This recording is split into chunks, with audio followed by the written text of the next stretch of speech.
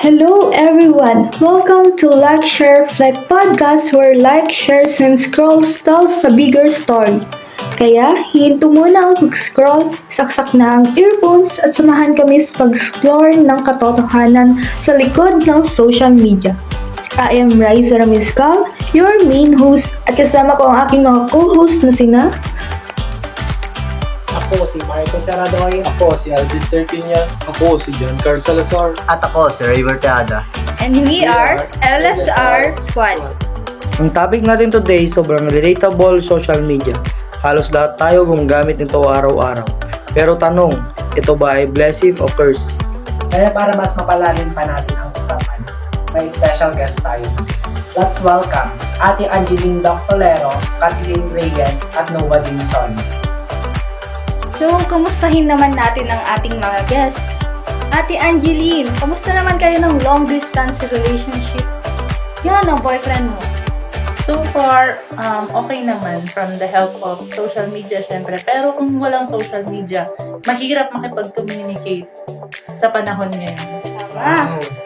Ikaw naman, Kathleen, kamusta naman ang long distance school nyo ng boyfriend mo? Okay naman, minsan like-boyfriend. Ganun sana all.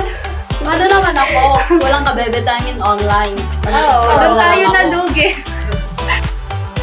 Siyempre, simulan natin sa good side. Ano nga ba ang mga advantages ng social media? Well, una sa lahat, communication. Ang dali lang makipag-connect sa family at friends kahit nasa malayo sila. Lalo na sa OFWs, malaking tulong ito.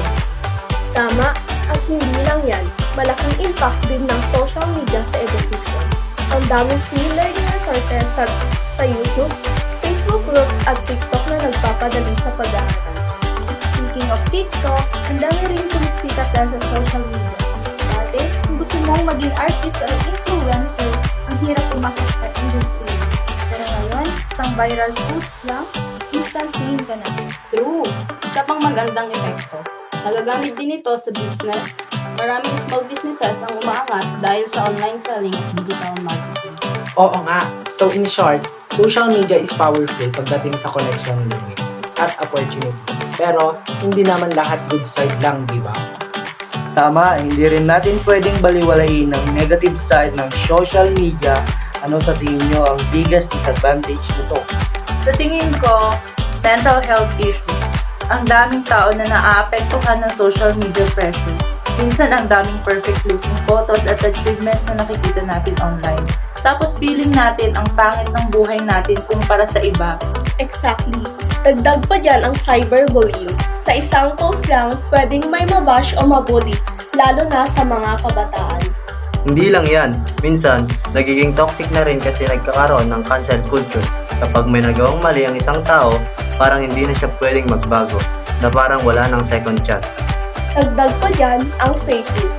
Sa bilis ng information sa social media, hindi na natin alam kung alin ang totoo at alin ang hindi. Ang dami na nga nadadala sa fake news, lalo na pagdating sa politics at health. Grabe, ang daming issues. Pero ito ang importante. Paano natin mababalanse ang paggamit ng social media para maiwasan ang mga negative effects nito? Ayan, good question para sa inyo. Ano ang best way para maging responsible social media users? Unang-una, limit screen time. Hindi kailangan buong araw nakatutok sa phone. Maglaan ng oras sa ibang bagay like hobbies or bonding with family. Fact-checking is important. Huwag agad maniniwala sa nababasa online, lalo na kung hindi reliable ang source. Iwasan ang pag-share ng fake news. At syempre, think before you click. Huwag basta-basta mag-post ng hateful comments o makisali sa cancel culture.